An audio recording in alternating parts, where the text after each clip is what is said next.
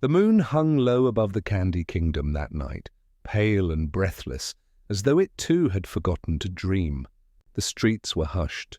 No laughter, no chatter of candy people, no hum of magic from the castle's glowing towers. Only the wind moved, slow and deliberate, curling around the sugar crystal spires like an ancient sigh. In this timeline, Finn had never arrived. There was no shining hero to answer the kingdom's cries, no bright sword flashing in the dark. Princess Bubblegum's experiments had continued in silence, deeper and deeper into solitude, until her laboratory became her world, a cathedral of pink light and quiet despair. Outside, the kingdom endured the slow unraveling of its sweetness. The gumdrops faded. The rivers of syrup thickened into stillness. Even the air, once honeyed and warm, turned thin and glassy, like air from a forgotten winter. Oz, if you listened closely that night, you could hear it, the faint sound of starlight, flickering like a heart that didn't know if it wanted to keep beating. Some say the stars sing to one another, whispering stories of worlds yet unmade. But in this reality, their voices had dimmed, as though they too mourned what was not to be. Beneath that quiet sky, Princess Bubblegum stood upon her balcony, looking out over the still kingdom. Her eyes reflected the pale stars, but her mind was elsewhere, spiraling through equations, formulas, and the endless loneliness of creation without connection. She had always believed that reason could fix anything, that if she only thought long enough, calculated deep enough, she could restore perfection to her kingdom. But perfection, she learned, is cold company without Finn's laughter. Without his reckless warmth and foolish heart, the princess's reason had frozen over. Her logic became a wall. And behind that wall, she no longer dreamed. She had saved herself, but not her spirit. In another world, the one we remember, Finn had burst into her life like dawn. He had believed in her not as a ruler, but as a friend. He had saved her not just from danger, but from her own loneliness.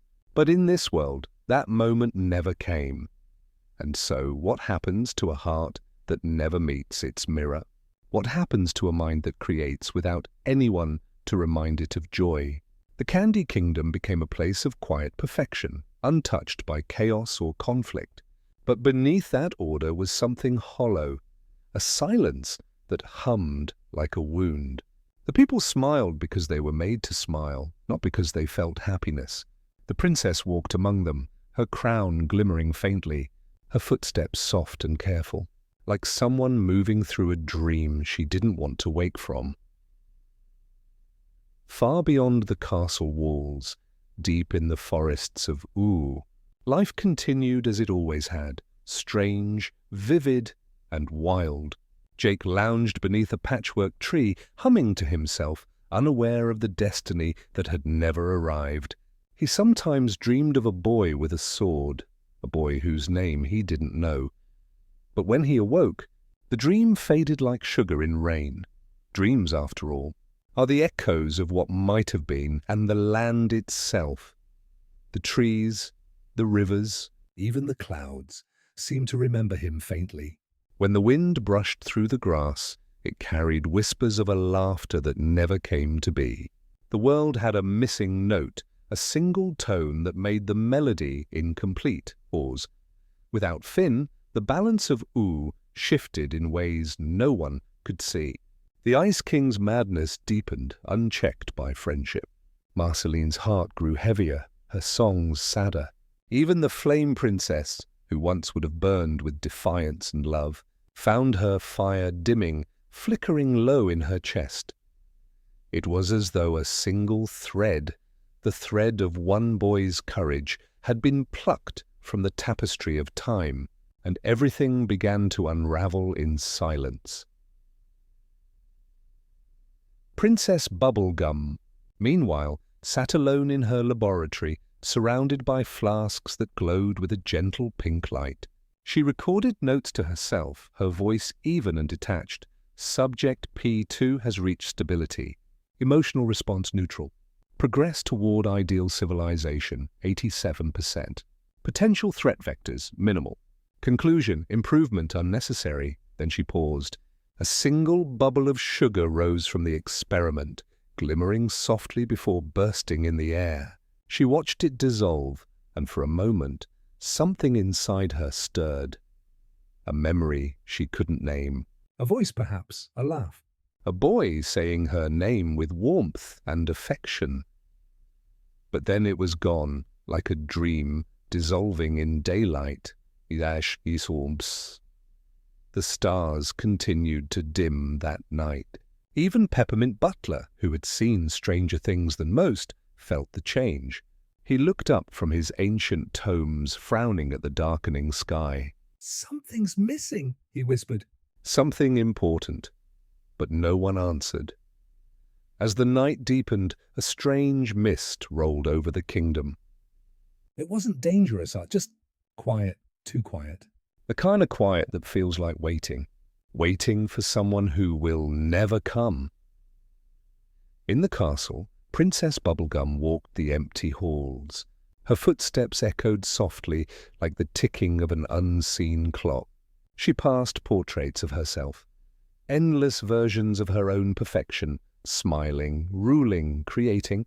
But not one of them was laughing. She stopped before one painting, tilting her head.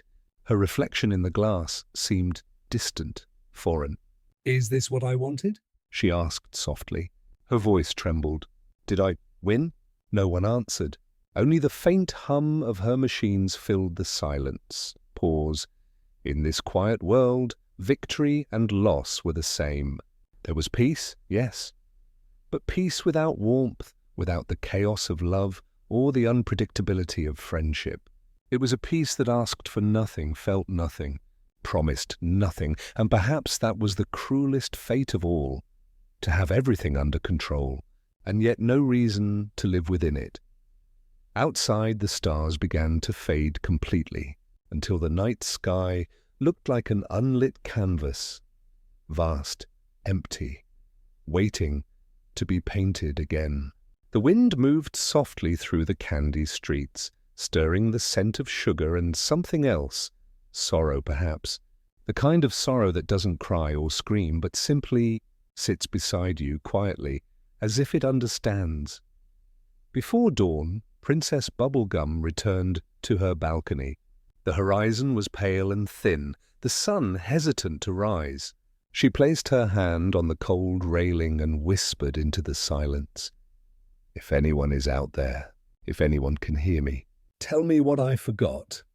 Her voice trembled in the air, echoing faintly across the still city.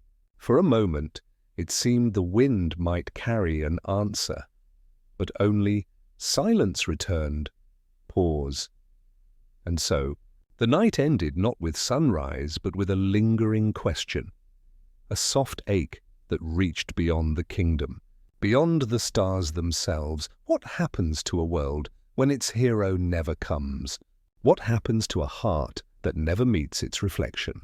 The night didn't answer, but somewhere, deep in the sleeping forests of Ooo, the faint sound of a sword being drawn echoed. Not in this world, but in another, and if you listen closely, it sounded like hope. Pause. Dawn arrived in the Candy Kingdom like a sigh. The first light slid over the horizon, pale and uncertain, painting the sugar towers in soft shades of rose and ivory. The streets below were empty, as though the world had forgotten how to wake. The candy citizens stirred from their homes one by one, blinking at the dawn that offered no joy, only habit. They went about their morning rituals automatically. The peppermint soldiers polished their armor. The gumdrop twins swept the cobblestone paths. The candy citizens smiled to one another with perfect politeness, but their smiles were hollow. Their laughter was mechanical. They moved through their day like dancers in a clockwork ballet, graceful, predictable, and entirely without soul. Pause. From her tower, Princess Bubblegum watched them. She could measure their happiness in charts, track their productivity in ledgers, even simulate their social patterns in formulae. But numbers, she knew, could never capture what had gone missing. In this version of Ooo, there was peace. Yet it was not the peace born of courage, but the kind born of control. The princess had perfected her kingdom, but in perfecting it, she had drained it of imperfection, and therefore of life. Sometimes, late at night, she would walk among her people and try to feel what they felt. She'd smile back at them, exchange gentle greetings, listen to their flawless conversations. But when she returned to her chambers, the silence was heavier than ever, pressing down on her like unspoken guilt. Was this what saving the world looked like? Or was this merely a world that no longer needed saving because there was no one left to dream? Far beyond the pink walls, Ooo itself had changed. The Ice Kingdom's peaks glittered under a colder light. The Fire Kingdom's flames burned lower, restrained, like candles waiting for a spark that never came. Even the grasslands had grown quieter, their winds softer, their skies pale, and yet the world still moved, slowly, patiently, as though holding its breath for something that refused to arrive. In the mountains, the Ice King sat alone on his frozen throne. His crown hummed faintly, its blue gems flickering like dying stars. He no longer chased princesses. There were no quests to distract him, no heroes to defy him. He simply sat. Sometimes he would speak to the empty air. "Hey, you remember that one time?" Then he'd stop, blinking, as if realizing the memory wasn't his. Never mind, I must be imagining things. He couldn't remember the face of the boy who once fought him, or the laughter that once turned battle into friendship. But in the hollow corners of his heart, there was a vague ache, an echo of something lost. Elsewhere, in the shadowed valleys, Marceline strummed her bass in silence. Her songs no longer carried the spark of rebellion or mischief. They were slow, endless laments, soft as smoke. Sometimes she sang to the sky, asking questions that no one would answer. "Hey, world! Why does it feel like we're missing someone?" Her voice drifted through the night like a ghost, brushing the edge of Bubblegum's walls, echoing faintly through the forests and rivers. And in that moment, the stars above flickered, as if the universe itself had paused to listen. But no memory came. Just the weight of absence, like dust on an untouched instrument.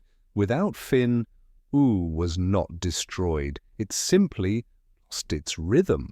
There were no grand adventures, no songs of heroism, no moments of reckless laughter that stitched people together.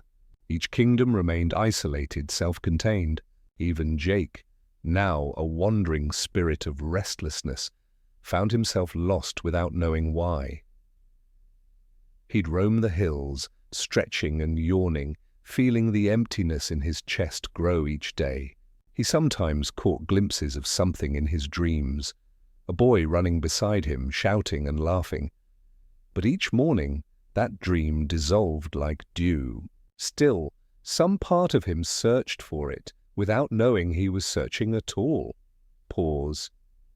The universe, in its strange symmetry, always seeks balance. When one light is extinguished, another tries to rise, though dimly, uncertainly. And so, deep within the forests of Ooo, where the roots whispered in ancient tongues, a new presence stirred. It wasn't a hero, not yet, just a feeling, a pulse beneath the soil. A longing. The faint awareness that something was missing, and that perhaps it could still be found. The trees leaned closer to one another, their branches entwining like hands in prayer. The wind began to hum again, carrying the rhythm of something old and sacred. Somewhere, an apple fell from a tree and rolled into a puddle, Rippling the surface, a small reminder that change, though delayed, was never denied forever. Meanwhile, back in her tower, Princess Bubblegum continued her work. Her notebooks filled with precise formulas, theorems, and hypotheses. Her machines whirred and blinked, tirelessly perfecting everything she designed.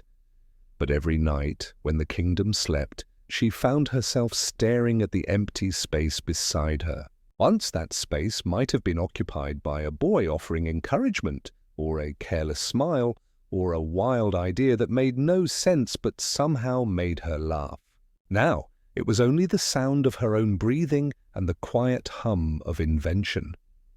She wondered sometimes why she felt so tired, why she dreamed of forests and laughter, of campfires beneath the stars, of courage without calculation, dreams that made no sense.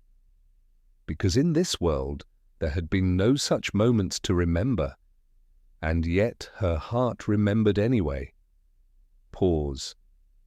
That night she stood before her mirror, adjusting her crown. The reflection that looked back at her was flawless, composed, intelligent, regal, but behind the perfection her eyes were weary. "Why does it feel," she whispered, "as if I've forgotten something important?" The mirror, cold and obedient, offered no reply. But in its reflection for a brief instant, she thought she saw another version of herself, one smiling beside a young hero. Both of them covered in dust and laughter, both alive in ways this version of her could no longer understand. And then it was gone. She blinked, straightened her crown, and turned away. Outside, the stars began to shimmer again. Faintly, like the memory of music. It wasn't a song yet, just the suggestion of one threading itself through the air, waiting to be remembered.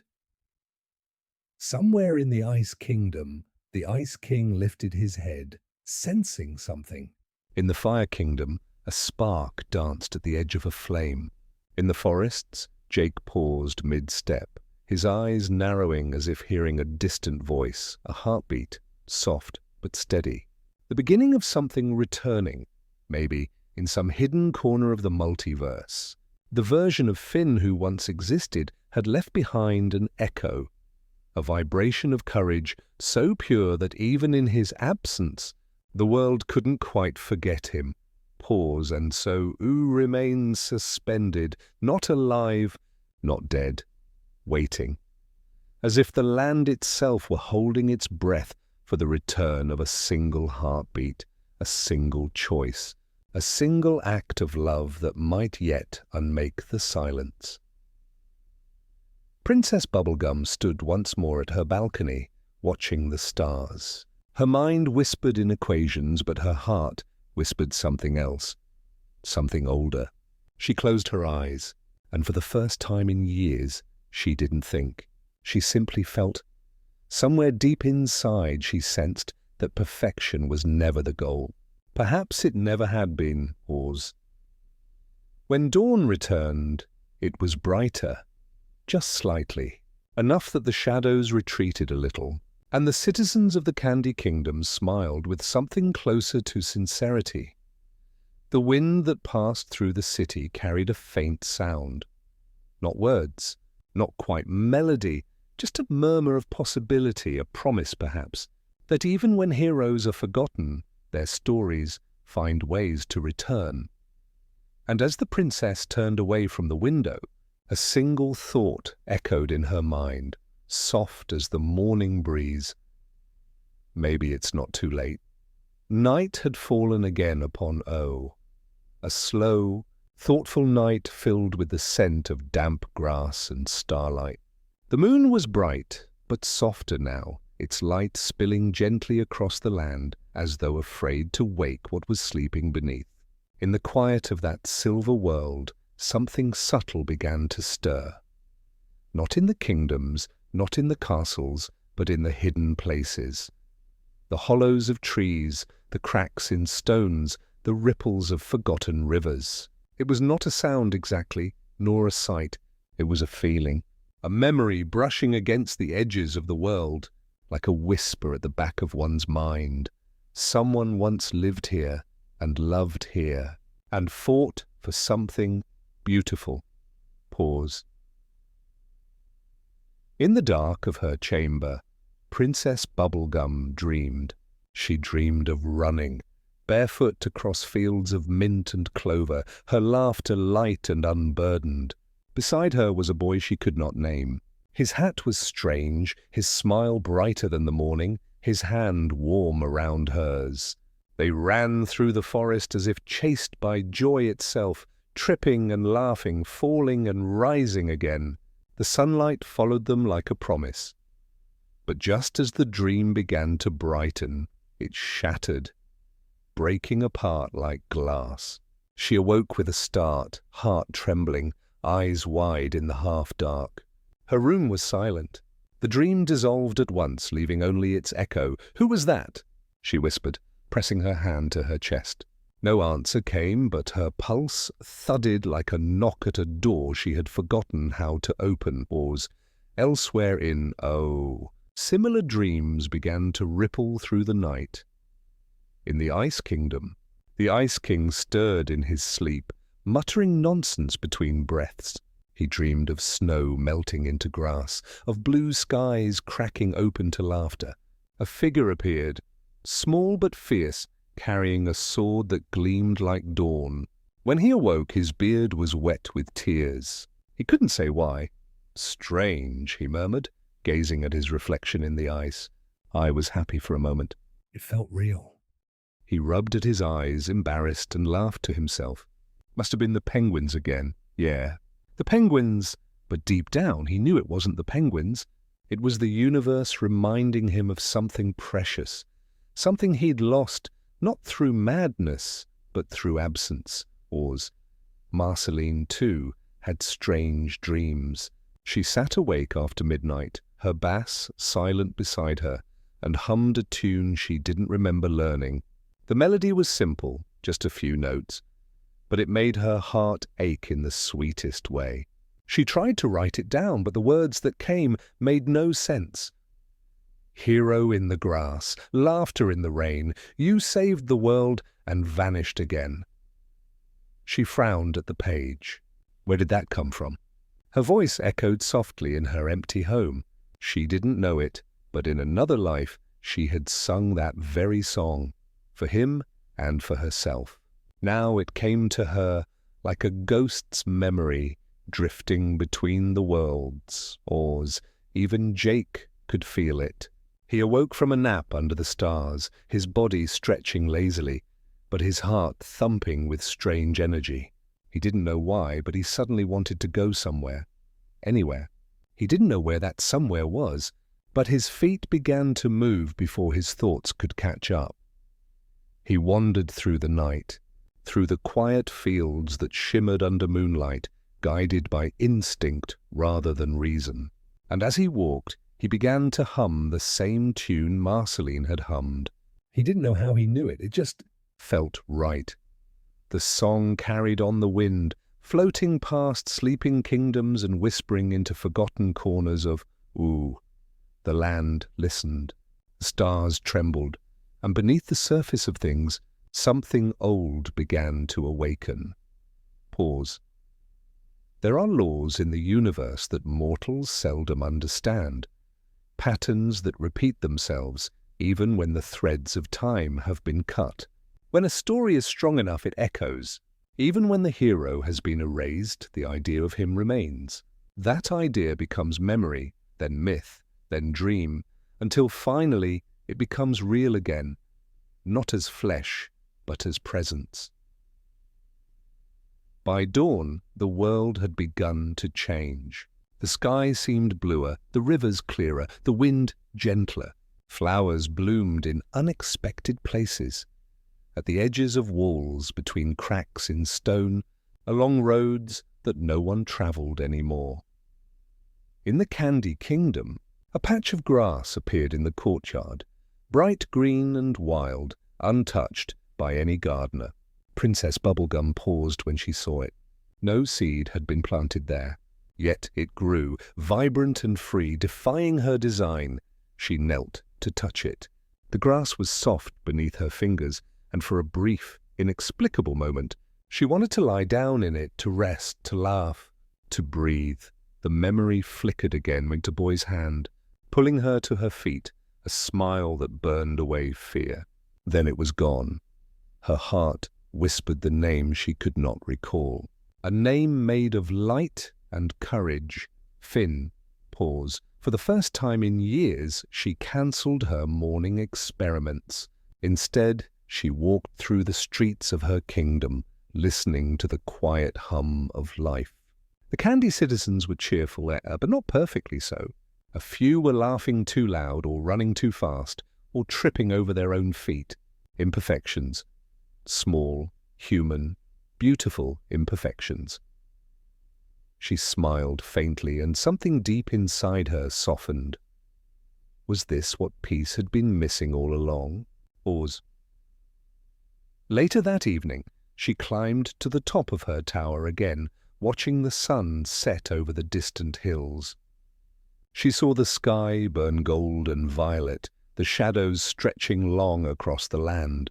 Somewhere beyond those hills, she imagined a campfire, a boy with a sword, a dog that could stretch forever. The image filled her with an ache that was almost joy. And in that moment, for reasons she couldn't explain, she whispered to the wind, "If you're out there." "Thank you," the wind stirred. A faint musical note, the same one Marceline and Jake had felt in their dreams, shimmered through the air. The stars blinked awake, brighter than before. The moon glowed like it was smiling, and for the first time since the world had gone quiet, the night began to hum again. A song without words, a memory without form. The echo of a boy who never came, and yet somehow never left. Pause. In the deepest corners of Ooo, ancient beings stirred. The elemental forces of creation and chaos, listening. They felt the vibration of that memory, the soft tremor of destiny trying to rewrite itself. The timeline shivered. Possibility rippled through existence like a heartbeat returning to a sleeping body.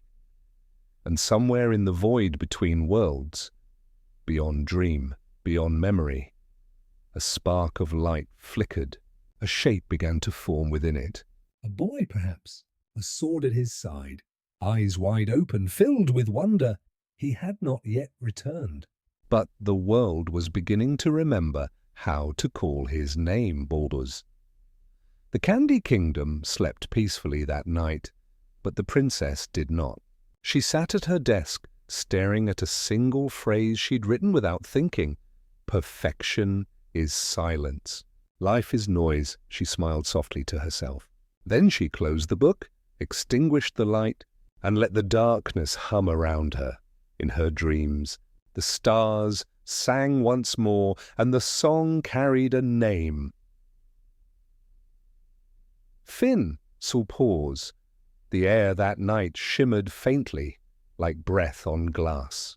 A veil of fog drifted through the Candy Kingdom, wrapping towers and bridges in threads of quiet silver.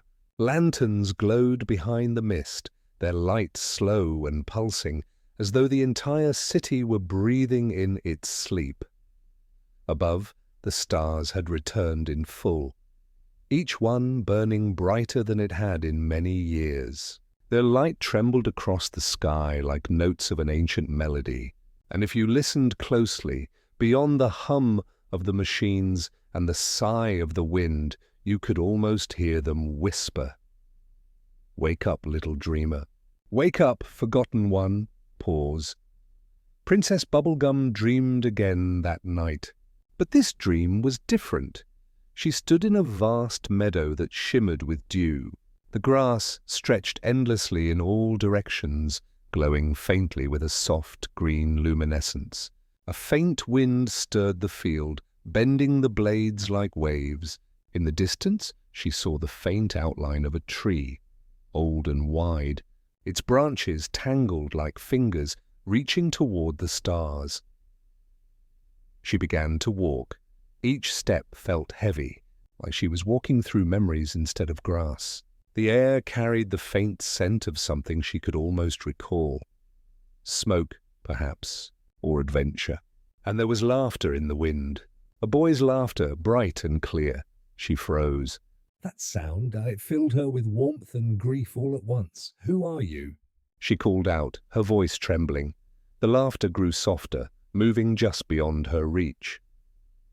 You know me, it said. You just forgot how. She tried to move faster, but the meadow stretched endlessly. The tree in the distance shimmered, its leaves flickering between light and shadow. Why can't I find you? She whispered. The voice answered gently, because you stopped looking. Pause. She awoke with tears on her cheeks. For the first time, she did not wipe them away. Outside her window, dawn was still a long time off. The world was bathed in that strange blue light between night and morning. The color of memory, the color of something returning. She looked out at her kingdom, perfect, Orderly, silent, and realized she no longer wanted perfection. She wanted to feel something again. Far away, in a small cave at the edge of the Ice Kingdom, Marceline had fallen asleep by her base. She dreamed, too, of a boy standing beside her on a mountaintop, looking out over all of Ooo. They weren't talking. They were simply there. And that was enough. He rubbed at his eyes, embarrassed, and laughed to himself. Must have been the penguins again. Yeah, the penguins. But deep down, he knew it wasn't the penguins. It was the universe reminding him of something precious. Something he'd lost, not through madness, but through absence. Pause. Marceline, too, had strange dreams. She sat awake after midnight, her bass silent beside her, and hummed a tune she didn't remember learning. The melody was simple, just a few notes, but it made her heart ache in the sweetest way. She tried to write it down, but the words that came made no sense. Hero in the grass, laughter in the rain, you saved the world and vanished again. She frowned at the page. Where did that come from? Her voice echoed softly in her empty home. She didn't know it, but in another life she had sung that very song, for him and for herself. Now it came to her like a ghost's memory, drifting between the worlds. Even Jake could feel it. He awoke from a nap under the stars, his body stretching lazily, but his heart thumping with strange energy. He didn't know why, but he suddenly wanted to go somewhere. Anywhere. He didn't know where that somewhere was, but his feet began to move before his thoughts could catch up. He wandered through the night, through the quiet fields that shimmered under moonlight, guided by instinct rather than reason. And as he walked, he began to hum the same tune Marceline had hummed. He didn't know how he knew it. It just felt right. The song carried on the wind, floating past sleeping kingdoms and whispering into forgotten corners of Ooo. The land listened, the stars trembled, and beneath the surface of things, something old began to awaken. Pause. There are laws in the universe that mortals seldom understand. Patterns that repeat themselves, even when the threads of time have been cut. When a story is strong enough, it echoes. Even when the hero has been erased, the idea of him remains. That idea becomes memory, then myth, then dream, until finally it becomes real again, not as flesh, but as presence. By dawn, the world had begun to change. The sky seemed bluer, the rivers clearer, the wind gentler. Flowers bloomed in unexpected places, at the edges of walls, between cracks in stone, along roads that no one travelled anymore. In the Candy Kingdom, a patch of grass appeared in the courtyard, bright green and wild, untouched by any gardener. Princess Bubblegum paused when she saw it. No seed had been planted there. Yet it grew, vibrant and free, defying her design. She knelt to touch it. The grass was soft beneath her fingers, and for a brief, inexplicable moment, she wanted to lie down in it, to rest, to laugh, to breathe. The memory flickered again, a boy's hand, pulling her to her feet, a smile that burned away fear. Then it was gone. Her heart whispered the name she could not recall, a name made of light and courage. Finn Hawes. For the first time in years, she cancelled her morning experiments. Instead, she walked through the streets of her kingdom, listening to the quiet hum of life. The candy citizens were cheerful, but not perfectly so. A few were laughing too loud or running too fast or tripping over their own feet. Imperfections. Small, human, beautiful imperfections. She smiled faintly, and something deep inside her softened. Was this what peace had been missing all along? Pause. Later that evening, she climbed to the top of her tower again, watching the sun set over the distant hills. She saw the sky burn gold and violet, the shadows stretching long across the land. Somewhere beyond those hills, she imagined a campfire, a boy with a sword, a dog that could stretch forever. The image filled her with an ache that was almost joy. And in that moment, for reasons she couldn't explain, she whispered to the wind, "If you're out there." "Thank you," the wind stirred. A faint musical note, the same one Marceline and Jake had felt in their dreams, shimmered through the air. The stars blinked awake, brighter than before. The moon glowed like it was smiling, and for the first time since the world had gone quiet, the night began to hum again. A song without words, a memory without form. The echo of a boy who never came, and yet, somehow, never left. In the deepest corners of Ooo, ancient beings stirred. The elemental forces of creation and chaos, listening. They felt the vibration of that memory, the soft tremor of destiny trying to rewrite itself. The timeline shivered. Possibility rippled through existence like a heartbeat returning to a sleeping body. And somewhere in the void between worlds, beyond dream, beyond memory, a spark of light flickered. A shape began to form within it. A boy, perhaps. A sword at his side, eyes wide open, filled with wonder. He had not yet returned. But the world was beginning to remember how to call his name, Oz. The Candy Kingdom slept peacefully that night, but the princess did not. She sat at her desk, staring at a single phrase she'd written without thinking. Perfection is silence. Life is noise, she smiled softly to herself. Then she closed the book, extinguished the light, and let the darkness hum around her. In her dreams, the stars sang once more, and the song carried a name. Finn. Pause. The air that night shimmered faintly, like breath on glass. A veil of fog drifted through the Candy Kingdom, wrapping towers and bridges in threads of quiet silver. Lanterns glowed behind the mist, their light slow and pulsing, as though the entire city were breathing in its sleep. Above, the stars had returned in full, each one burning brighter than it had in many years. Their light trembled across the sky like notes of an ancient melody, and if you listened closely beyond the hum of the machines and the sigh of the wind, you could almost hear them whisper. Wake up, little dreamer. Wake up, forgotten one. Pause. Princess Bubblegum dreamed again that night.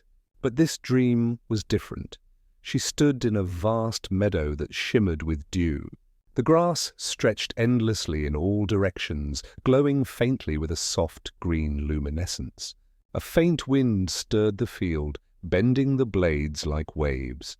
In the distance, she saw the faint outline of a tree, old and wide, its branches tangled like fingers, reaching toward the stars. She began to walk. Each step felt heavy, like she was walking through memories instead of grass. The air carried the faint scent of something she could almost recall. Smoke, perhaps, or adventure. And there was laughter in the wind, A boy's laughter, bright and clear. She froze. That sound, it filled her with warmth and grief all at once. "Who are you?" she called out, her voice trembling. The laughter grew softer, moving just beyond her reach. "You know me," it said. "You just forgot how." She tried to move faster, but the meadow stretched endlessly. The tree in the distance shimmered, its leaves flickering between light and shadow. "Why can't I find you?" she whispered. The voice answered gently, "Because you stopped looking." Pause. She awoke with tears on her cheeks. For the first time, she did not wipe them away. Outside her window, dawn was still a long time off. The world was bathed in that strange blue light between night and morning. The color of memory, the color of something returning. She looked out at her kingdom. Perfect, orderly, silent, and realized she no longer wanted perfection. She wanted to feel something again. Far away, in a small cave at the edge of the Ice Kingdom, Marceline had fallen asleep by her base. She dreamed, too, of a boy standing beside her on a mountaintop, looking out over all of Ooo. They weren't talking. They were simply there, and that was enough. When she woke, her chest ached with longing. She picked up her instrument and played the melody she'd been hearing for nights. But this time, words began to rise with it, unbidden, effortless, as if the song had written itself through her. He walked with the sun. With no crown, no throne, he called the world home. And he was never alone. The notes drifted from her cave and across the mountains, carried by the wind. The song reached the edge of the Fire Kingdom, where it mingled with the crackle of flames.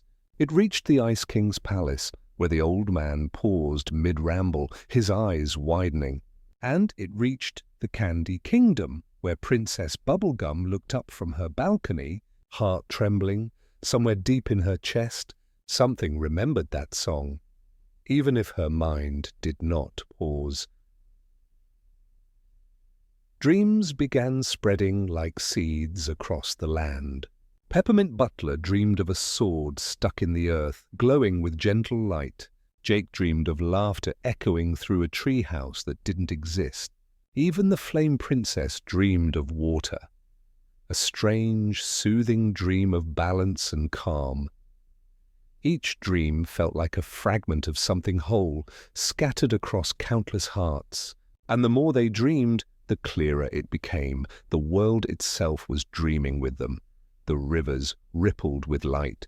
The wind began to hum again, carrying voices between kingdoms. And the stars, The stars began to move, not fast but slowly, like dancers finding their rhythm again after a long silence.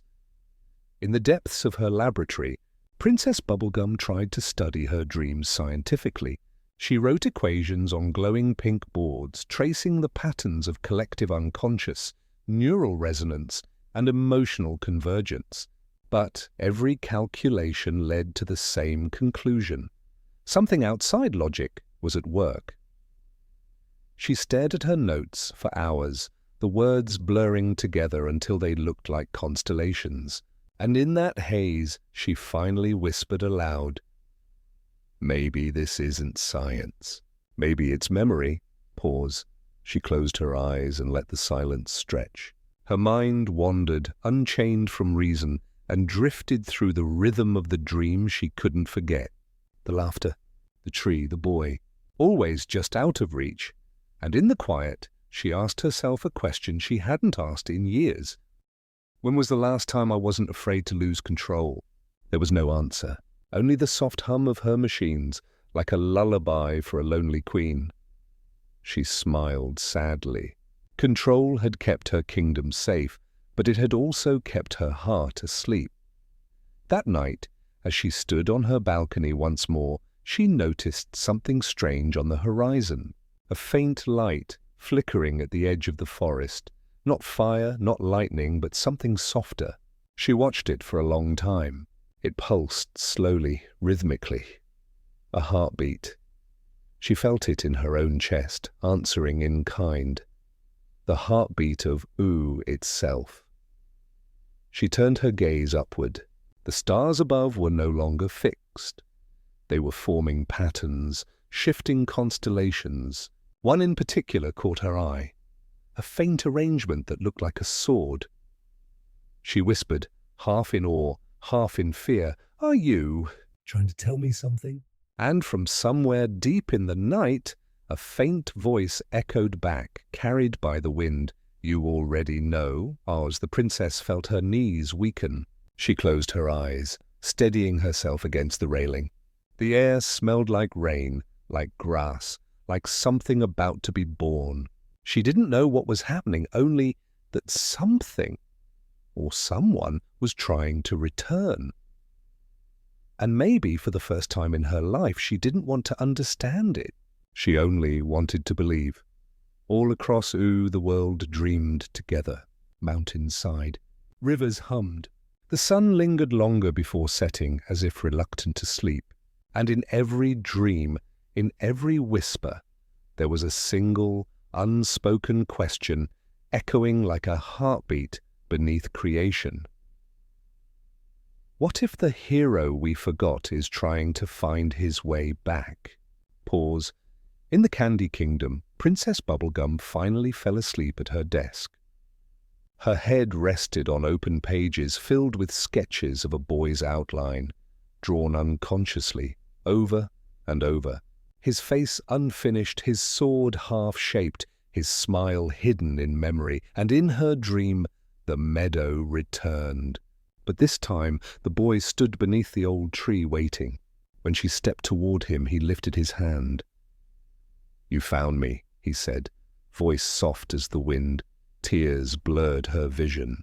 "I never really lost you," she whispered back, and as they stood together beneath that impossible tree, the stars began to sing again, not the sorrowful hum of memory, but a full, living song. The sound carried across every dream in Ooo, knitting them together into a single melody, the song of return. Pause. When she woke, dawn was breaking, golden, alive, warm. She stepped to her balcony, her eyes wide with wonder. The world was changing, and though she could not explain it, she felt it deep in her soul. Finn was coming home. The morning came softly, like a sigh breaking the silence of centuries. The sun rose not in fire but in gold, gentle and weightless, spilling over the kingdoms like a slow tide. And yet, something about the light was wrong. It shimmered. It moved. When it touched the mountains, they seemed to ripple. When it kissed the forest, the trees leaned toward one another as if exchanging secrets. The world had grown aware of itself again, and somewhere, deep within its waking heart, a forgotten name stirred. Finn. The word echoed without a voice, carried not by air but by memory. The living pulse that wove through all things. Pause. Princess Bubblegum felt it first. She awoke to the soft hum of her machines. But the equations scrawled across her laboratory walls had changed overnight. Symbols she did not write glowed faintly in pink and gold. Somewhere, her own handwriting had been overwritten by something older. A pattern not of logic, but of feeling. The pattern pulsed like a heartbeat. She stared at it for a long time, eyes wide, lips parted. For the first time in her long reign, she did not try to understand. Instead, she whispered, "He's coming back." And though she did not know who he was, the words felt right. They tasted like hope. Across the Ice Kingdom, the Ice King wandered aimlessly, humming Marceline's song under his breath. Something about it felt familiar. The melody caught in his mind like a splinter of light. When he reached a frozen lake and looked down, his reflection flickered. For a moment, just a breath, it wasn't him he saw. It was a boy, smiling, wind in his hair, eyes full of courage, and behind the boy, the outline of a dog with a warm golden glow. Simon blinked. The reflection returned to normal. He rubbed his face, muttering, "Man, I really need to lay off the snow cones." But when he turned to leave, faint footprints appeared behind him, not his own, small, human bare. They pressed into the ice, steaming softly in the cold air, before fading back into nothing. Elsewhere, in the deep caverns beneath the Fire Kingdom, Flame Princess sat by the molten pools, lost in thought. The world had been strange lately. The flames flickered in rhythms, whispering like tongues. She felt calmer. Her anger, once her armor, had become softer, almost sorrowful. And one night, as she watched the lava shift, she saw shapes moving in the firelight. Two silhouettes, one tall and glowing, the other smaller, human, laughing as sparks danced around them. For a long time, she said nothing. Then she whispered to the flames, "I remember you." And the fire responded in a language older than speech, a hum, low and endless, vibrating through the stone. It was the hum of Ooo remembering its own heartbeat. Pause. Far to the west, Marceline played her bass atop a ruined spire. The notes rolled through the air like smoke, curling around clouds, brushing the tips of mountains. It wasn't a song anymore, it was a call. Something inside her knew the melody had been heard. She looked to the horizon, and for the first time in many long years, she smiled. Not her usual smirk, but a fragile, honest smile. "Come on, Finn," she whispered. It's okay. "You can come back now." And beneath her feet, the ground trembled. A faint light pulsed through the cracks of the old stone. Not firelight, but something gentler. Something alive. The world was remembering itself through the people who loved him. Each dream, each memory, each echo of laughter was a thread, weaving together into a tapestry that shimmered across reality. The more they remembered, the clearer the shape became. At first, he appeared only in fragments, a shadow passing behind a tree, a reflection in still water, a voice in the wind. But as days passed, those fragments began to converge.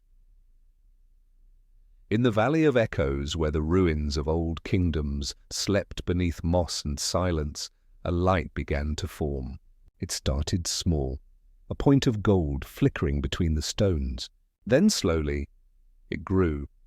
It took the shape of a boy, incomplete, translucent, his features blurred like memory in fog. The light trembled as if struggling to take breath. And then for the first time in countless ages, the world heard his voice, Jake. The sound was soft, uncertain, but real. The air shuddered with it. The mountains echoed it. And across Ooo, every creature paused, listening. Even the trees seemed to lean in closer. In the Candy Kingdom, alarms rang. The sensors had detected an anomalous energy surge, centered not in the sky, but in the ground beneath the great meadow. Princess Bubblegum ran outside, hair unbound, lab coat fluttering behind her like a cape of moonlight. And there, in the meadow that had haunted her dreams, she saw it, a pillar of golden light. Rising gently from the earth, she fell to her knees, breath caught in her throat. The light pulsed in rhythm with her heart. Her voice trembled as she whispered, "Is that You?" The wind shifted. Grass bent, and for a brief, impossibly real moment, she saw him. A boy, no older than 16, standing beneath the old tree. He looked toward her and smiled, the same smile from her dream, open and unafraid. Then the vision faded, dissolving into starlight. But where he had stood, the grass was no longer grass. It had turned to a circle of glowing sigils, runes, shaped like constellations. Each symbol pulsed with power, ancient, harmonic, alive. PB took a trembling step forward, and realized what they were. A spell of remembrance, not written by her, nor by any mortal hand. It was the world's own spell. Ooo was bringing him back. Pause. The next night, the dreams spread like wildfire. Everyone in Ooo saw the same image, a sword buried in light, and a boy reaching toward it. The boy never spoke, but his expression was full of calm, of knowing. And when the dream ended, the name echoed through every heart like thunder beneath still water. Finn. Children awoke crying, not from fear, but recognition. The elders of the tree tribes spoke of the return of the forgotten star. Even the nightosphere stirred, its gates rumbling, its shadows uneasy. The universe, it seemed, was beginning to notice, and so the days of quiet remembrance began. PB charted the runes in the meadow.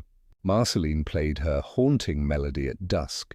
Jake sat beneath an empty treehouse, his eyes glistening with tears he pretended not to feel. The air grew thicker with something sacred. Even the wind had weight now, the weight of a story that refused to die. And somewhere between dreams and waking, Finn's voice grew stronger. He could almost see the sky now, almost feel the warmth of the sun. But there was something he still didn't understand, something holding him halfway between worlds. "Why did you forget me?" he asked softly, as the meadow shimmered around him. "Why did you let me go?" No answer came, only the sound of wind through the grass, carrying the scent of candy, smoke, and rain. And then, faintly, from far across the land, a whisper replied, "Because we didn't know how to remember." Pause. Finn closed his eyes. He smiled just a little. And with that smile, the light around him flared brighter, no longer uncertain, but alive. The world had begun to remember, and once the world remembers, it never forgets again. Night fell quietly upon Ooo. It was not the dark of danger, nor of sorrow, aye, but of stillness, the kind of darkness that invites dreams to rise and wander. The stars blinked above like slow heartbeats. They too had begun to remember, but as the constellations realigned, something subtle stirred beneath their light, a tremor in the unseen fabric of things. Where Finn's light had begun to take shape, another form began to gather, faint at first, then deepening with each pulse of his return. A shadow. Pause. When one returns from being forgotten, not everything comes back whole. Memory is light, but every light casts darkness, and in that darkness hides all the grief, fear, and doubt that were buried when the name was lost. So when Finn's spirit stirred, when the world whispered his name again, something else awoke in the folds of the void, the echo of what he became when no one remembered him. It did not hate him, it did not love him. It simply was. The night was quiet in the Candy Kingdom. The wind carried the scent of sugar and rain. Princess Bubblegum sat in her tower, staring at a single vial of glowing liquid. The readings from the meadow had intensified. Each time the sigils pulsed, a second vibration followed. Fainter, delayed, but undeniably present. Two frequencies, one of light, one of shadow. She ran the data again. The same result appeared. "Two Finns," she whispered. Or perhaps one split in two. She leaned back, exhaustion softening her expression. Her eyes drifted toward the window where the moon hung low and pink. A strange comfort filled her chest. It was the same feeling she'd had long ago, before the battles, before the loss, before her crown had become a weight. She smiled faintly. "If only he could see this," she murmured. And somewhere beyond the city, something stirred at her words. Far away, In the empty valley where Finn's form had first appeared, the air rippled. The golden light brightened, and from within it, a shape began to step forward. A figure with bare feet, tousled hair, and eyes like starlight. He took a breath. The wind moved with him. The grass bowed as he walked. Finn was returning. He looked at his hands, translucent but solidifying, and exhaled softly. "Am I here?" he asked the sky. And the sky, perhaps remembering his voice, answered in silence, a soft wave of warmth, a caress of wind across his face. But then the warmth faltered. The air grew heavy. The light around him dimmed. He turned, and there, standing just beyond the ring of runes, was another shape. It looked like him, same face, same build. But the eyes were empty, like glass, filled with smoke. "Who are you?" Finn asked. "I'm what's left when they forgot you," the shadow replied, Oz. The two stood across from one another, light and shadow, mirror and echo. The shadow tilted its head, studying him. "You called them friends." "You saved them." "But when you vanished, what did they do?" "They rebuilt." "They forgot." "They let your name fade?" Finn shook his head slowly. "They didn't mean to." The shadow smiled. The kind of smile that knows too much, maybe not. But the world only remembers heroes when they shine. "Never when they fade." Finn felt a deep ache in his chest. The words were heavy, true in a way that hurt, but he also knew that wasn't the whole truth. "They remembered in dreams," he said softly. "And now I'm here, because even if they forgot my face, they never forgot the feeling of me." The shadow's expression faltered, uncertain. The wind carried the sound of distant music. Marceline's melody, slow and trembling, drifting through the air like smoke. Finn turned toward it. "See?" he whispered. "They're calling me back." And with each note of that song, the golden light grew brighter. The shadow shrank, but did not vanish. It simply stepped closer, whispering in his ear, "Then take me with you." "Don't leave me behind." Back in the Candy Kingdom, PB's monitors flared with static. Two energy signatures merged, light and dark, heartbeat and echo. Then suddenly the reading stabilized, her voice trembled. "He's not alone." In the dreamscape of the cosmos, where the boundaries between thought and being blur, Finn and his shadow walked side by side. They passed through visions of what once was the treehouse, now overgrown with vines, the fields of grass where he and Jake once rolled, laughing beneath the sky, the old sword buried halfway in soil and time. Each memory shimmered like glass, fragile but luminous. And as they walked, the shadow began to soften, its edges melting into light. "You don't hate them, do you?" Finn asked. "No," said the shadow. "I only wanted them to remember," he nodded. "Then maybe that's what we're here for, to remind the world what it means to remember." They reached a lake of glass, a mirror of the stars above. Finn knelt by the water and gazed into it. The reflection was whole again, not just his face but his soul. The shadow stood behind him, its form now translucent, a whisper of what it had been. "You don't need to disappear," Finn said. "You're part of me." And with that, he reached out, and the two merged. Light and shadow, memory and loss, joy and sorrow. All one breath, one being. The lake rippled outward. The stars brightened. And the air filled with the sound of laughter, his laughter echoing for the first time in ages. Elsewhere, Jake opened his eyes. He'd been half asleep under the old treehouse, dreaming of past adventures. But something had changed. The wind carried a voice. "Hey, buddy." Jake sat up slowly. His eyes widened. There, standing in the soft glow of dawn, was a silhouette he knew better than his own reflection. Finn smiled, sunlight passing through his hair like morning gold. Jake blinked hard, afraid it might vanish. But the boy didn't fade.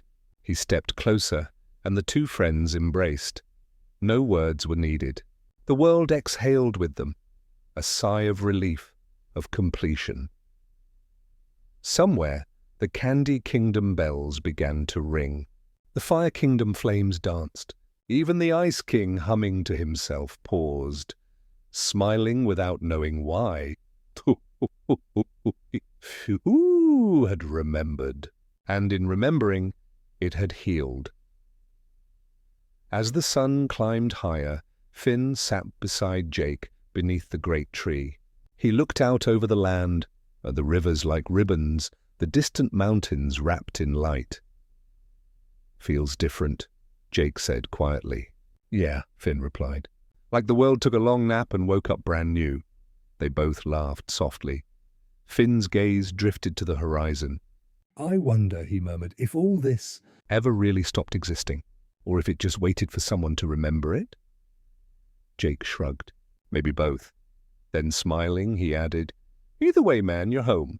Finn smiled back, eyes warm, peaceful. And somewhere in that light, his shadow smiled too, finally at rest. Pause. Night would come again soon, soft and endless, the kind that invites the heart to dream once more. But now, for the first time in countless years, the world was whole. And though Finn's journey was not yet done, he understood something he never had before. To be remembered is to exist. To forgive the forgetting, that is to live. The morning after his return, Finn awoke beneath the great tree. The leaves whispered in colours, soft emerald, pale gold, hints of rose. He could hear their sighs not as sound but as meaning. every rustle was a story. Every breeze a memory.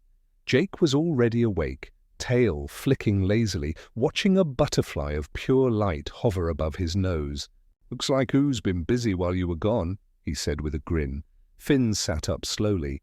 His hand brushed the grass, and the grass responded.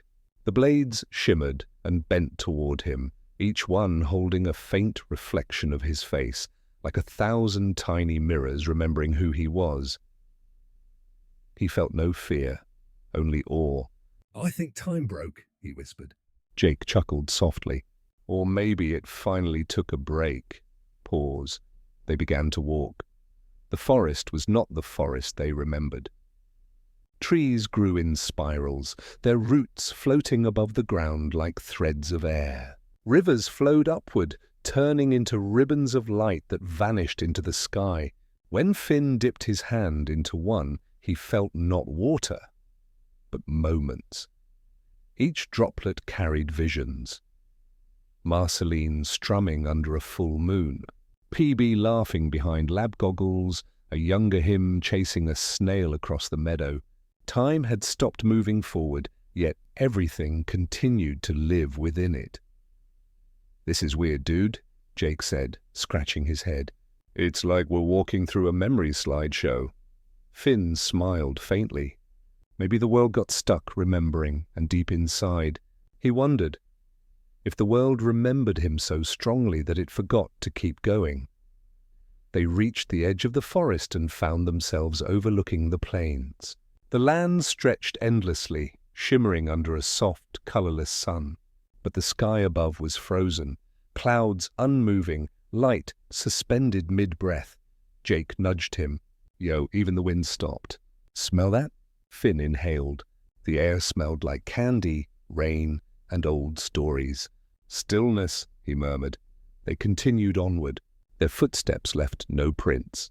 It was as if the world waited for them to decide where to begin again. Oz by noon, though the sun never truly moved, they reached the outskirts of the Candy Kingdom. It looked familiar yet transformed. The walls glowed faintly, the streets rippled like syrup in light. And the candy people Were still. They stood frozen mid-action, a gumdrop waving, a marshmallow laughing, a peppermint girl reaching for a balloon. Each smile held perfectly in time, like figures inside a crystal. Jake's ears drooped. This ain't right. Finn walked closer. He touched one of the candy citizens gently on the shoulder. At his touch, their eyes flickered with faint light. A heartbeat of awareness. Finn. The voice was faint, almost imagined. He smiled. "Yeah, it's me." The candy person blinked once, then froze again, returning to stillness. Jake frowned. What's happening to them? Finn gazed upward at the palace, its towers bending into the clouds. They're trapped in a moment that doesn't know it ended. Inside the palace, the hallways glittered with strands of suspended sugar dust. Princess Bubblegum sat upon her throne, her expression serene, her hand outstretched mid-gesture. Beside her throne, the laboratory's door was open, spilling pink light across the marble. Finn approached her slowly. He could almost hear her thoughts. Not as sound, but as the hum of intention still lingering in the air. Keep them safe. Keep the world together. Remember him, he smiled sadly. You did, PB, he whispered. You remembered too much. He reached out and placed his hand over hers. The air rippled, bending like liquid. For a heartbeat, her eyes moved. Finn, she whispered, voice soft as sugar melting, and then the stillness reclaimed her. Jake paced nervously. So what now? Everyone's like... Paused. Finn looked toward the horizon. Then maybe it's up to us to press play. He closed his eyes and listened, not to sound, but to the pulse of the world beneath the silence. There it was, faint but steady, the rhythm of existence. It was weak, like an old song waiting to be remembered. Finn began to hum. At first, it was quiet, a single note, tender as dawn. Then it grew, weaving through the halls, through the frozen streets, across the still plains. Jake joined in, low and steady, their harmony echoing through the kingdom. The air began to move again. The clouds trembled. The sunlight shifted, just slightly. And then, like snow melting in spring, the candy citizens stirred. Eyes blinked. Hands moved. Voices gasped awake. The stillness broke. Time, uncertain but willing, began to flow once more. Pause. Princess Bubblegum's eyes fluttered open. Finn, she said softly, almost disbelieving. He smiled. Hey, PB, guess I took a while. She laughed, eyed a fragile sound, but full of life. You always do, Jake chuckled. Ain't that the truth? PB rose unsteady. Everything stopped, she whispered. It was like... The world was holding its breath. Finn nodded. I think it was waiting for us to remember how to breathe. Outside, the sky began to move again. Clouds drifting lazily, wind stirring the sugar trees. But there was something strange about the flow of time now. It wasn't linear. Moments overlapped, memories folding into the present. A child's laughter echoed from a future that hadn't yet happened. Petals fell upward. Rain shimmered in slow motion. Ooh had become a living dream. Jake watched as a bird flew by, its wings leaving trails of music instead of sound. This place is wild, he said softly. Finn smiled. It's beautiful. But it's fragile. He turned to PB. The balance isn't back yet. Something's still missing. She frowned thoughtfully. Maybe the reason time stopped wasn't because of loss, but because it didn't know what comes next. Finn nodded slowly. The world remembered everything it had ever been, but it didn't yet know how to become. As evening came, though the light never fully dimmed, Finn and Jake sat at the edge of the Candy Kingdom, watching the horizon shimmer like a reflection on water. The land breathed, alive but unsure. Jake stretched out beside him. You think it'll fix itself? Finn thought for a long moment. No, he said gently. I think we have to help it remember how to move on. Jake tilted his head. How do you teach a world to move on? Finn smiled faintly. The same way we do, by forgiving what came before and walking toward what might be next. They sat in silence for a while, letting the wind carry their thoughts. Somewhere beyond sight, a low hum began again, the pulse of the cosmos, slow and steady, aligning itself to their heartbeat. The rivers began to flow properly. The light found its rhythm. The people of Ooo began to dream again, and for the first time since his return, Finn looked up at the sky and felt it truly move. The stars twinkled, not in memory, but in the promise of new time. Pause.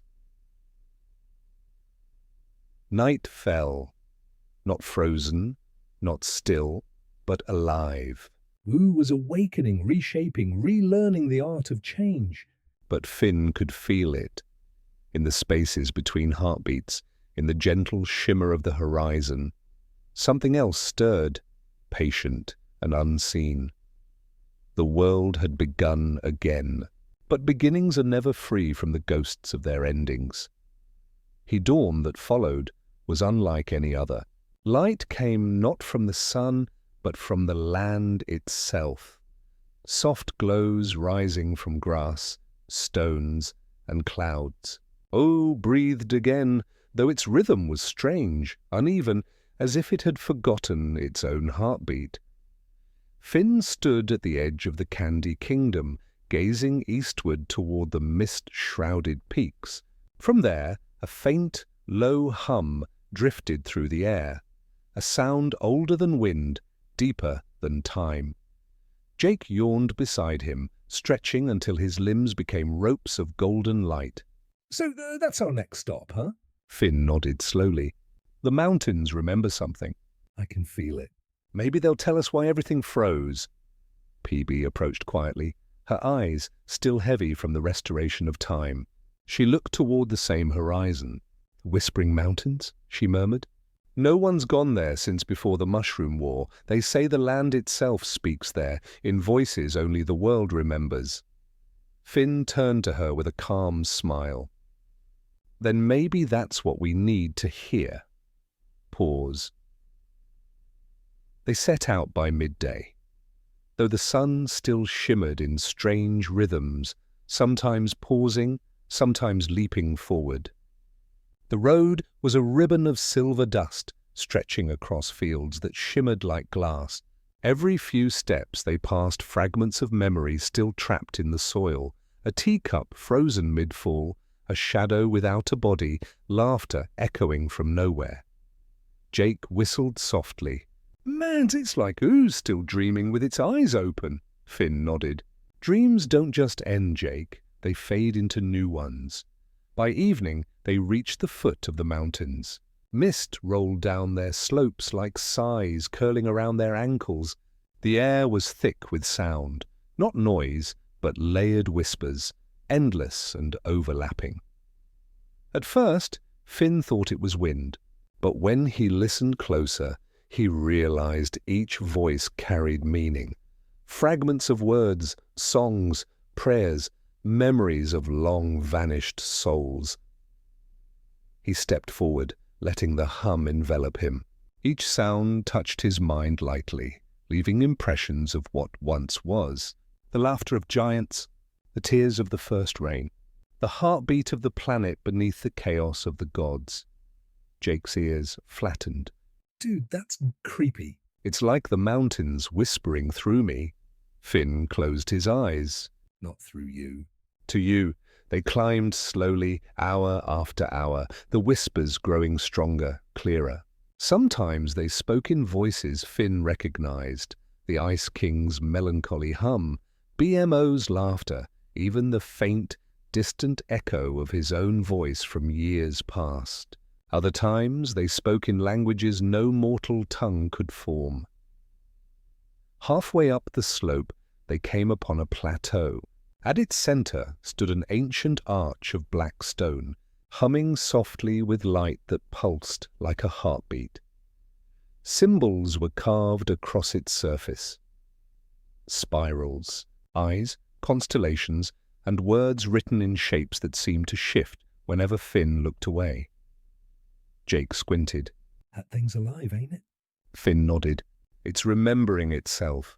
He stepped closer, and the mountain's hum deepened into a tone that vibrated in his bones. A voice, neither male nor female, filled the air around them. Child of the blue flame, why have you returned? Finn's breath caught. The voice was not loud, but vast, as if the entire sky spoke in a whisper. He swallowed, because time stopped, because the world forgot how to move. And what do you seek? He hesitated, then spoke softly. To understand why I was brought back, always. The mountain sighed. It was the sound of wind through eternity. All things returned to their beginning. You were not called to relive, but to remember. The stillness of Ooo was not death, but mourning, Jake frowned. Mourning what? The voice shifted, becoming soft as falling dust. It mourned the dreamer who woke up. Finn blinked. The dreamer? The one who dreamed this world. The one whose heartbeat became the sky, whose sorrow became the sea. When the dreamer stirred, the dream faltered. Time held its breath. You, Finn the human, are the echo of that awakening. Finn stepped back, heart pounding. I'm an echo? A reflection, a remembrance of the dream's courage. You were born when the world needed to remember what it meant to keep going. Jake's voice was quiet. So, all this time we've been living inside someone's dream? The mountain's light dimmed. You are not inside the dream. You are the dream. For a long time, neither of them spoke. The silence felt sacred. Finn sat at the foot of the arch, his thoughts heavy with awe and confusion. So when I left... When I disappeared from this world, the dream trembled, said the voice. Without you, it lost its reflection of hope. It became still. Now that you have returned, it must learn to dream again. Not of what was, but of what may yet be. Finn nodded slowly, understanding settling like dust in his chest. He wasn't brought back to fix the world. He was brought back so it could remember how to change. Jake laid a paw on his shoulder. Guess that means you're kind of like the world's restart button. Finn chuckled softly. Maybe, or maybe I'm just here to remind it that even endings can be beginnings. As night descended, or what passed for night in this trembling new time, Finn and Jake made camp near the arch. The stars glowed faintly above, moving in slow, deliberate patterns. The whispers of the mountains softened into songs, lullabies sung by stone and memory. Jake drifted to sleep easily, his breathing blending with the hum of the earth. Finn, however, lay awake, staring up at the constellations. Each star shimmered differently now, no longer fixed, but gently pulsating like living things. He could feel their presence, faint but warm, like eyes watching kindly from the deep. "Who are you?" he whispered, and somewhere in the distance the mountain answered. Not in words, but in music. A low, soft tone, the same note that had carried him through the still kingdom, through the dream's awakening. It vibrated through the ground, through his chest, through his soul. And Finn realized then that it wasn't the world that was remembering. It was him. He had been part of the dream all along, and now he was waking within it. By morning, the mists began to lift. The arch pulsed once, then fell silent, its glow fading into the stone. The whispers subsided into the sound of wind and rustling leaves. Jake stirred, yawning. "So what now, buddy?" Finn smiled softly, eyes fixed on the horizon beyond the peaks. "Now we follow where the dream goes next," Jake grinned. "That's the Finn I know." Together they began the descent, the path stretching ahead like a thread of light through fog. Behind them the mountains whispered one last time, faint and kind, "Remember, dreamer, the world becomes what you believe it to be." The mountains were still whispering when Finn and Jake descended from their slopes, their hum fading into the distance like a remembered song. Beyond the valley, where the mist thinned into silver light, something shimmered, faint, delicate, like sunlight reflecting off a distant sea. Finn shaded his eyes. Is that water? Jake squinted, his shape stretching slightly as he leaned forward. Nah, man. Looks like Buildings. But they're all glassy and weird, and indeed they were. Rising from the valley floor was a city made entirely of mirrors, towers of light and reflection, each bending reality into kaleidoscopic ribbons.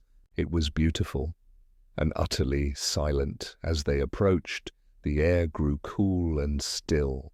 Each step Finn took echoed twice, once in the world and once in its reflection. Jake's reflection moved beside him, lagging half a heartbeat behind, as though uncertain whether to follow. At the city's gates, twin arches of mirrored silver, Finn saw his reflection look back at him. But it was not him as he was now. It was Finn as he might have been. Older, wearier, with eyes that carried the weight of 1,000 unsung stories. The reflection smiled faintly. you finally made it, Finn froze. You can talk? The reflection nodded. We've always been talking. You just weren't ready to listen. Pause. They stepped into the city. The streets were rivers of polished glass, winding between tall, crystalline towers. Every surface reflected infinite versions of the two travelers, Finns with armor and swords, Finns with grey hair and gentle smiles, Finns who never left the treehouse, Finns who never met Jake, Finns who never fought at all. Jake's many reflections rippled beside him, each one shaped slightly different, longer, shorter, older, glowing. He frowned. Man, this place gives me the heebie-jeebies, like I'm walking through my own thoughts. Finn's reflection spoke again, though its lips did not move. This is the city of reflections. Every step you take here is a choice you've made, and every mirror holds the path you didn't. Finn turned slowly, gazing into one nearby wall. Inside it he saw himself standing before Princess Bubblegum, the moment of choice repeating endlessly. Sword drawn, hand trembling, heart uncertain. In this reflection he never ran to save her. He turned away. And the world, that fragile dream, had shattered. The reflection Nainoween Finn stepped closer, his voice like distant water. You wanted to save her because you thought saving her would make you whole. But tell me, Finn, who saves you? Finn blinked. I don't need saving. The reflection's eyes softened. You say that, but look around you. Each version of yourself carries the same wound, a quiet ache for meaning. You thought heroism would heal it. But heroism only deepens it when the world no longer needs saving. Finn looked away. The mirrored streets rippled with light, bending around him like a gentle tide. He thought of the frozen candy kingdom, the mountains that whispered, the voice that told him he was the echo of a dream.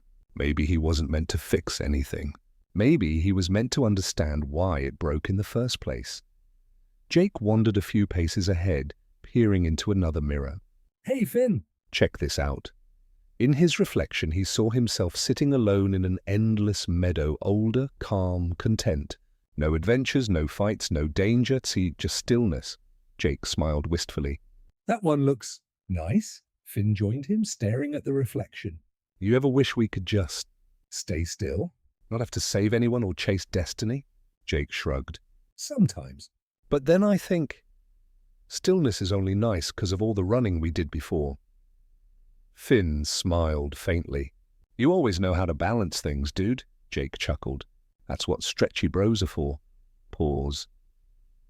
As they walked deeper into the city, the reflections grew stranger. The air shimmered with faint, golden dust, the residue of dreams still unfinished. Every now and then, the mirrors flickered, showing glimpses of faces Finn had almost forgotten. Marceline laughing on the edge of a cloud, Simon gazing up at the stars, Flame Princess standing in the ruins of her own light. Each reflection carried both joy and sorrow, the twin threads of all memory. And Finn began to understand that the city of reflections wasn't built to trap him. It was built to remind him he was not one Finn. He was every Finn who ever could have been, all layered, all dreaming together. At the heart of the city stood a single monument, a tall, perfect mirror framed by vines of silver and gold. Its surface was still, though the air around it pulsed softly, as if alive. Finn stepped forward, feeling the pull of it. Jake hesitated. "You sure about this, bro?" Finn nodded. "I think this is what the dream wants me to see." He placed his hand against the mirror, and the surface rippled, swallowing his reflection until all that remained was light. Then a vision unfolded before him. He saw the day he first met Princess Bubblegum, her laughter like sunlight. Then the day he first saved her, and the many times after that. He saw how every rescue had changed them both, not just in body, but in heart. He saw her grow colder with duty, and himself grow lonelier with purpose. Then he saw what would have happened if he had never saved her. The Candy Kingdom had fallen to ruin, swallowed by chaos. Yet, from that ruin, others had risen. People learning to care for one another without her protection. Jake had aged, peaceful. Finn had wandered older, quieter, but free. The world had survived even without him. He pulled his hand away, trembling. Jake watched him closely. "What did you see?" Finn's voice was barely a whisper. "I saw that maybe." Maybe saving her wasn't the point. Maybe the point was to love the world even when you can't save it. Pause. The mirror behind them shimmered once more.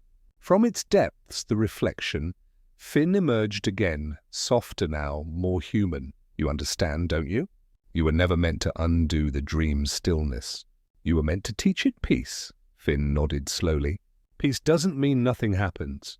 It just means you stop fighting what already is." The reflection smiled. "And when you stop fighting, the dream learns to flow again." The mirror glowed brighter, its surface turning into pure light. For a moment, the entire city shimmered, every reflection of Finn and Jake merging into one unified glow. Then quietly, the light folded inward, and the city began to dissolve into morning mist. Jake stretched lazily, blinking. "Well, that was trippy," Finn chuckled softly. "Yeah, but I think we're almost there." Jake looked around. "Where to next?" Finn turned eastward, where the mist parted to reveal a vast horizon of starlit sea. "The dream's end," he said quietly. "Or maybe its beginning." They walked onward as the mirrored towers faded behind them, vanishing into sky. And as they left, Finn could still hear a voice, faint but kind, whispering through the dissolving city. "Even if you had never saved her, Finn the human, you would still have saved something. For every act of love, even unfulfilled, becomes the seed of another dream." The road to the horizon was no longer made of stone or glass. It was woven from light, rippling softly beneath Finn's feet like the surface of a calm lake. Above, the sky shimmered with clouds that glowed faintly from within, like they were dreaming too. Finn and Jake walked in silence for a long while. Behind them, the city of reflections had faded into mist. Ahead, the light deepened into something vast and luminous. It wasn't just water. It was the beginning, an endless sea of silver and violet, stretching beyond sight, breathing like a sleeping giant. The air smelled faintly of salt and memory, and in that scent, Finn felt every life he had ever touched. Peebee's careful laughter, Marceline's immortal sorrow, Beemo's wonder, Flame Princess's fierce warmth, all woven into one endless tide. Jake gazed out over the expanse, his eyes wide. Whoa, so this is it, huh? Finn nodded slowly. The Dreamer's Sea. Pause. They stepped closer until the waves lapped softly against their boots. Each ripple glowed where it touched them, leaving faint traces of gold on their skin. Finn knelt, dipping his fingers into the light. It was neither warm nor cold. It was knowing. The sea was alive. It pulsed with quiet rhythm like the beating of a heart, and in that heartbeat Finn felt something vast stir. Not a voice, not quite a presence, but awareness itself. He closed his eyes. Are you the dreamer? The wind grew still. The waves whispered, their sound curling into words that were more feeling than speech. Yes, little flame. I am what dreamed you, Finn swallowed softly. Then why? Why did you stop dreaming? The sea shimmered faintly, because all dreams must rest. Even the bright ones tire, Jake tilted his head. So the world went to sleep? Not sleep, stillness. The world waited to remember itself. Finn frowned, gazing out at the endless water. And that's why I came back. Yes, said the dreamer. You were the echo that called the dream awake. You are its courage, its will to try again. Finn's breath trembled. But what if I hadn't come? What if I'd stayed gone? Would the world have ended? The sea sighed gently. Nothing truly ends, Finn the human. Dreams do not die. They change. Even had you never saved her, the dream would have found another song, but it would not have remembered love so clearly. Finn sat at the edge of the sea, the water brushing softly against his knees. He thought of Princess Bubblegum, of every moment he'd tried to save her, every word he'd never said. Did I love her wrong? He asked quietly. The sea rippled in response as though smiling. There is no wrong love. Only love that continues and love that lets go. You were meant to love her as a part of the world, not as something to keep, but as something to honor. Jake lay back on the sand, staring at the violet sky. Sounds like the whole universe is one big breakup, man. Finn laughed softly, but the laugh was kind, not sad. Yeah, maybe that's what growing up really is. The sea shimmered brighter now, waves lifting like silk ribbons. Beneath its surface, shapes began to form. Stars, constellations, faces from long ago. He saw himself as a boy, running across grassy plains. He saw Jake beside him, young and fearless. He saw the treehouse standing against countless sunsets. All of it folding and unfolding over and over, the dreamer spoke again. You have walked the circle, Finn. You saw what might have been, what was, and what never came to pass. Now tell me, what have you learned? Finn looked out across the light and breathed deeply. I learned that the world doesn't need to be saved. It just needs to be loved. And that sometimes the truest hero's act is learning how to let things be. Then you are awake, said the dreamer. Finn blinked. Awake? You have remembered your purpose. Not to change the dream, but to cherish it. Pause. The sea began to rise gently. Waves of soft light rolled toward them, not to drown, but to embrace. Jake stretched lazily, his outline glowing faintly. Guess this is the part where we float into some big cosmic lesson, huh? Finn smiled. Wouldn't be the first time. They stepped forward and the waves welcomed them. Each step carried them deeper, yet they did not sink. The water held them like air, like memory. Everywhere around them the world was unfolding. Mountains, kingdoms, stars, laughter, tears, all drifting together in a vast tapestry of color and sound. And Finn understood then that every choice, every mistake, every what if had always been part of the same song. The dreamer's voice returned, softer than ever. All stories end in stillness, but from stillness new songs arise. The dream will continue, Finn the human, and so will you, in ways you may never know. Finn looked down at his reflection in the glowing sea. It was changing, shifting into all his selves at once. The boy, the warrior, the wanderer, the echo, the dream. They smiled back at him together. Jake floated beside him, half submerged, grinning lazily.